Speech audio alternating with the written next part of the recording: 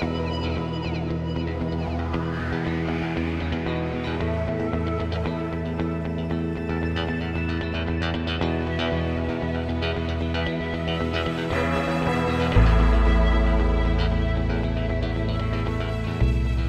back to Dungeonquest. This is part 3. This is going to be the conclusion. Can Lindel, after narrowly escaping the bottomless pit last episode, manage to make it to the exit with the dragon treasure? I don't know.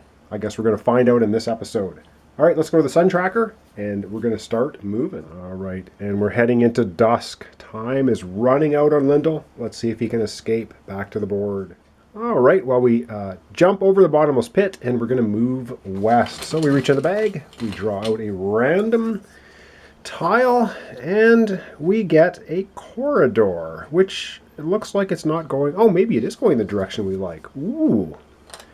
All right, no encounters, but we keep going. Wow, that's excellent. Reach in the bag, we draw another random token. This time...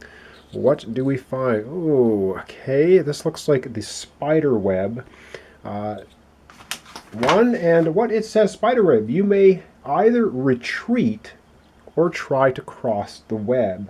If you retreat on your next turn, you must return to the dungeon chamber you entered from. If you attempt to cross the web, test strength. If you succeed, you immediately move again. If you fail, you become trapped and must stay here in the chamber. Okay, so Lindel is going to be moving into the Spiderweb Trap, and now it is his next turn, and yes, he is going to try to use his strength to go across it. So I'm going to cheat here again. Our sun tracker moving this way, and now we need to test strength to see if we can continue moving, or are we going to be stuck there? Let's get out the dice tray and see. Lindel's strength is 6. All right, 2 dice, and because his special ability lets him re-roll one of them.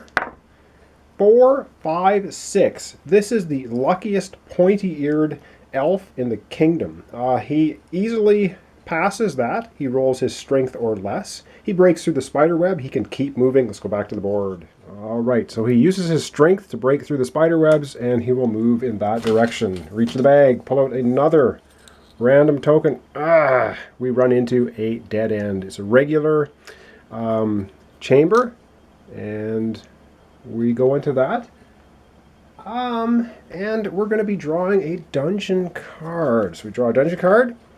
Ooh, oh, we find a secret door. You may immediately move to an adjacent space. The space is unexplored. Place a dungeon chamber as normal. If you encounter a monster, you cannot escape. Oh, that is perfect.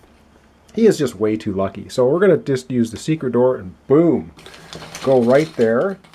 And we're going to get another token, and we get a regular dungeon tile. So he's going to draw a dungeon card. And we came from this direction. Ooh, so close. Let's see what we get. Empty. That's good. That's good. And now I can't remember if I moved the sun tracker for the spider space or not. However, let's go back to the sun track, because now it's the next turn, and we're going to have to move it. I think we have to move it twice. All right, we're getting desperately close to the end, so 1, and I'm going to move it twice because I can't remember if I moved it or not. All right, very, very close to escaping the dungeon. Back to the board. Can he do it? Wow, I almost can't believe this. I usually die in about the first 5 minutes playing this game, or less, first few tiles. Okay, so we've moved the sun tracker. We're going to move south, grab a random tile, and how does this random tile look? Wow, I think we have just done it. This is a portcullis room. And he moves in here. Boom, the portcullis slams closed. However, we have to draw a dungeon card. And in the very last room, we run into a skeleton. You may attack or try to escape. If you attack or fail to escape, you must resolve combat. Oh, let's fight him. We got lots of health left. And let's go, and we're going to roll a d4 and draw a random skeleton. All right, so I'm just going to roll a d4. And I get a 2, so 1, 2, we're going to take this skeleton, and this skeleton has 2 hit points. So let's go back to the board, and we're going to do the classic solo combat rules, which is very quick for rolling combat. All right, so here's our skeleton. He has 2 hit points, and Lindel has 14 left. And the simple classic solo combat rules are we just roll 1d6 on a 1 or 2.